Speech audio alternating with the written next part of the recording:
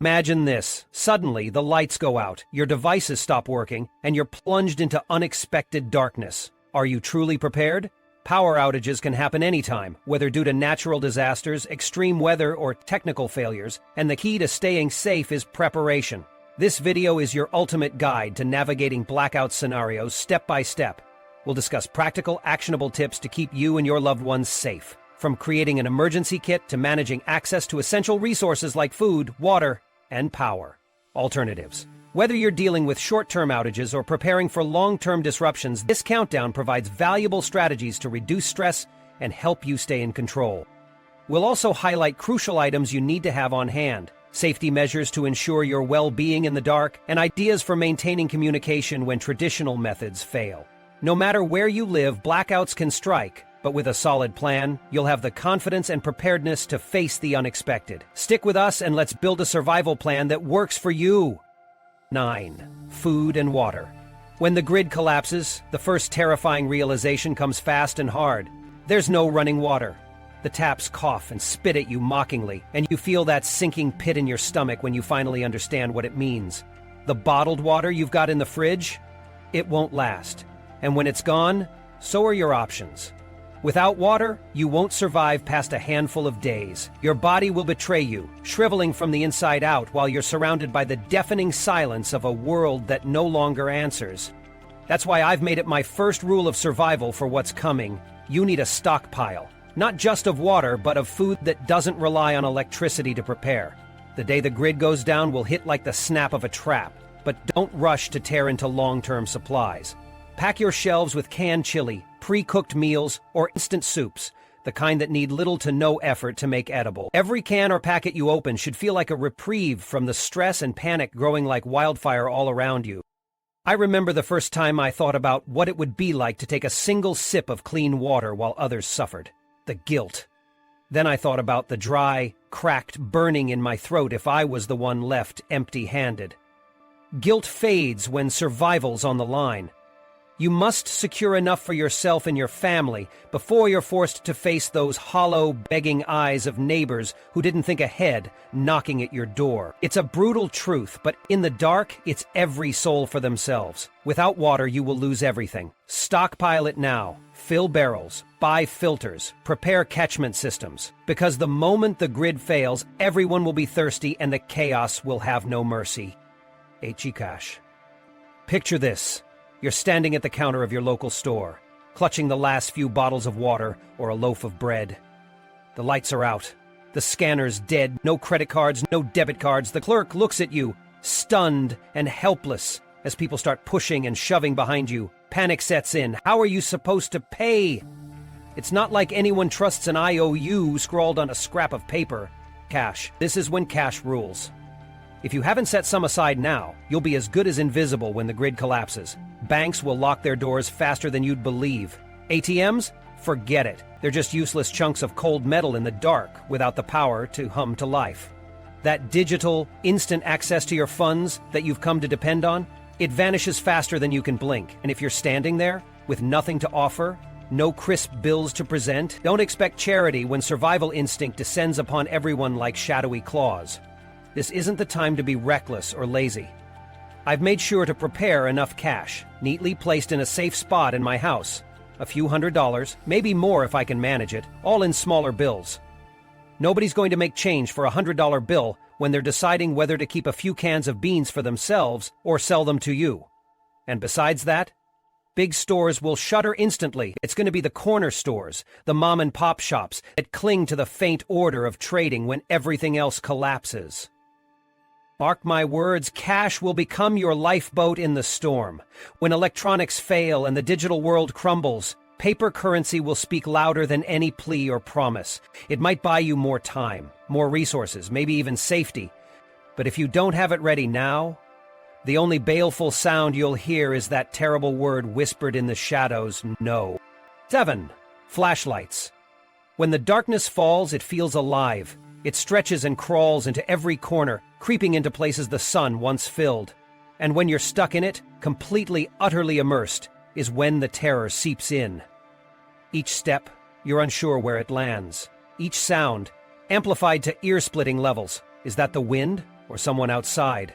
Is that creak the floor or something waiting in the shadows? You tell yourself there's nothing there, but without light to prove it, that belief falters. That's the horrifying reality when flashlights are forgotten. You can't afford to live in that pitch-black nightmare, especially when predators of all kinds emerge once the lights vanish. This isn't just about illuminating your way through familiar halls. It's about survival. Without light, safety dissolves. Your power over the darkness, gone. And worse still, the danger isn't just what you can't see, it's what sees you.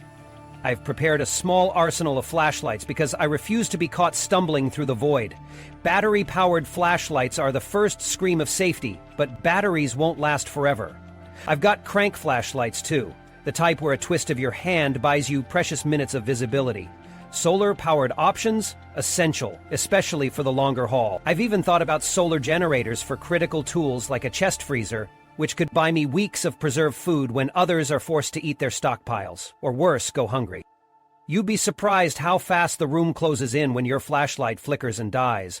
That faint little beam is the only thing keeping your heart beating at a steady pace, because that strange crunch outside could be anything. And trust me, you don't want to face anything empty-handed. Darkness doesn't wait for you to find a solution.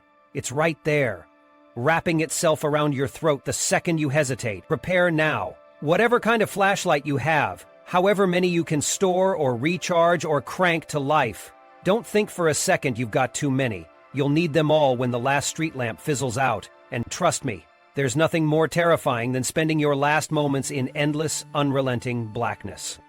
6. Communication in the void. Silence. Deafening, suffocating silence. That's what hits hardest, when the power dies and you reach for your phone, only to realize the network's gone too.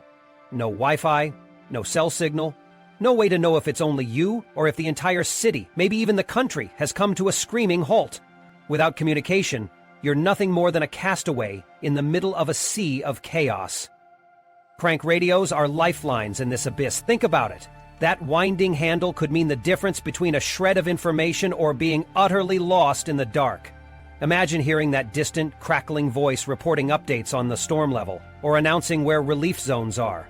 Maybe it's warnings of looting that could be heading your way. A crank radio gives you ears when everything else is dead. And without it, you're blind and deaf, relying on guesswork and gut feelings. And trust me, guessing can get you killed. But even more vital than receiving news is being able to reach others. That's where walkie-talkies, CB radios, or those reliable ham radios come in. Picture this scenario for a moment. You hear something outside your door in the dead of night. You don't know if it's a neighbor looking for help or something far more sinister.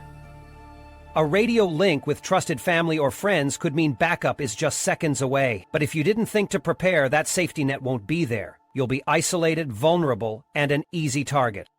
And don't forget, pre-planning your communication channels is not just a good idea, it's survival. Agreeing on codes, times to check in, and locations for meetups before everything spirals is the kind of preparation that keeps panic at bay. When the world goes dark, you won't stumble across functioning communication systems by chance. You have to build those bridges now, or risk standing in utter silence when you need help the most.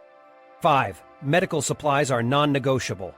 If there's one thing that keeps hitting me, it's how easy it is to take medical care for granted until you don't have it. Imagine a life-threatening injury, or even a minor wound, going completely untreated because emergency services aren't coming. Hospitals packed beyond capacity, stores locked up, medication supply chains frozen solid. This isn't some exaggerated worst-case scenario. It's reality when the grid fails, and this reality doesn't care if you're prepared or not. If you don't have medical supplies stashed, you're rolling the dice every single day.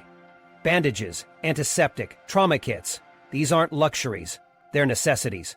One deep gash, one infection, and suddenly your survival odds nosedive. I've thought about this enough to have nightmares of making split-second decisions between desperation and death.